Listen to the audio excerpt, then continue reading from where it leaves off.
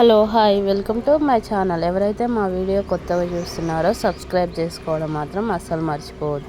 ఈరోజు వీడియో వచ్చేసి ఆల్రెడీ మీరు థంబ్నెయిల్లో చూసే ఉంటారు కదా, సింపుల్ అండ్ ఈజీ. మీరు కూడా ఒకసారి ట్రై చేసి చూడండి, చాలా బాగుంటుంది.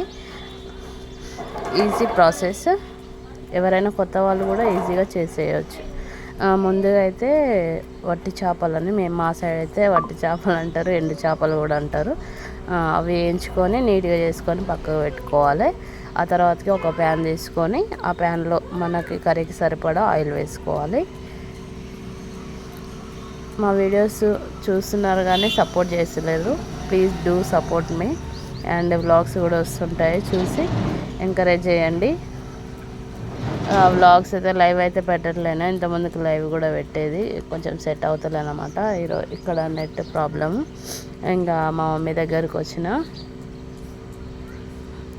సింపుల్గా మనకి పోపు గింజలు ఉంటాయి కదా, తాలింపు గింజలు ఎవరింట్లో ఏవో ఉంటాయి అవి వేసుకోండి. నేను మాత్రం ఎక్కువైతే జీలకర్ర ఆవాలు యూజ్ చేస్తా. తర్వాతకి కొంచెం ఎండుమిర్చి కూడా తీసుకున్నా, పచ్చిమిర్చి, కరివేపాకు, ఆనియన్స్ కూడా వేసుకున్నా. వీడియో అయితే షార్ట్కట్లో కట్ చేసి పెడతాం కదా, కొంచెం ఫాస్ట్గా అయిపోతుంది. మీకు కూడా సింపుల్గా చూడడానికి ఈజీగా కూడా ఉంటుంది. ఆనియన్స్ కొంచెం రెడ్ అండ్ బ్రౌన్ కలర్ వచ్చేంత వరకు వేయించుకోవాలన్నమాట. మధ్యలో కలుపుతూ వేయించుకోవాలి. ఒక 5 minutes అలా మూత పెట్టి తీస్తే ఇలా మగ్గిపోతుంది. కొంచెం సాల్ట్ వేసుకుంటే ఇంకా త్వరగా మగ్గిపోతుంది అన్నమాట. మీ టేస్టీకి తగ్గ సాల్ట్ కూడా వేసుకోండి. ఆనియన్స్ వేయగానే సాల్ట్ కూడా వేసుకొని నేను ముందుగా వేయించుకున్నగా అందులో కొంచెం వాటర్ పోసి పెట్టుకున్నా. ఏమైనా ఇసుక అలాంటివి ఏమైనా ఉన్నా కూడా అడుక్కు వచ్చేస్తుంది అనమాట. ఇంకా టమాటా కూడా వేసుకున్నా, కొంచెం కలుపుకొని మూత పెట్టి ఉంచితే మనం ఈ ఫిషెస్ కొంచెం నీట్గా చేసుకునే అంతలోపు అది మగ్గిపోతుంది కర్రీ వచ్చేసి. కారం వేసే క్లిప్ కూడా మిస్ అయింది, మీకు టేస్ట్కి తగ్గట్టు కారం కూడా వేసుకోండి. చేపలు వేయగానే నేను కారం వేసిన.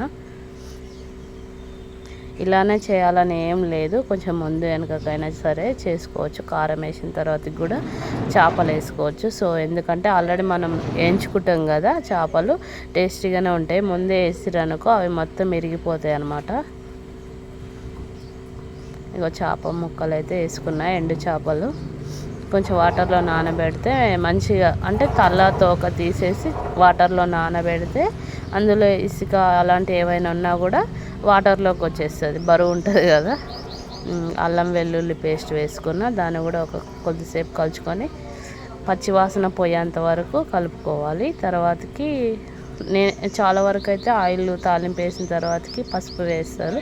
సో నేనైతే అలా వేయను, అల్లం పేస్ట్ వేసిన తర్వాతకే పసుపు వేస్తాం. అంటే మరీ ఎక్కువ వేసుకోను, చాలా లిమిట్లోనే యూజ్ చేస్తాము. ఎక్కువ వేసుకున్నా కూడా చేదు వచ్చేస్తుంది. మా సైడ్ అయితే ఇట్లానే వండుకుంటారు.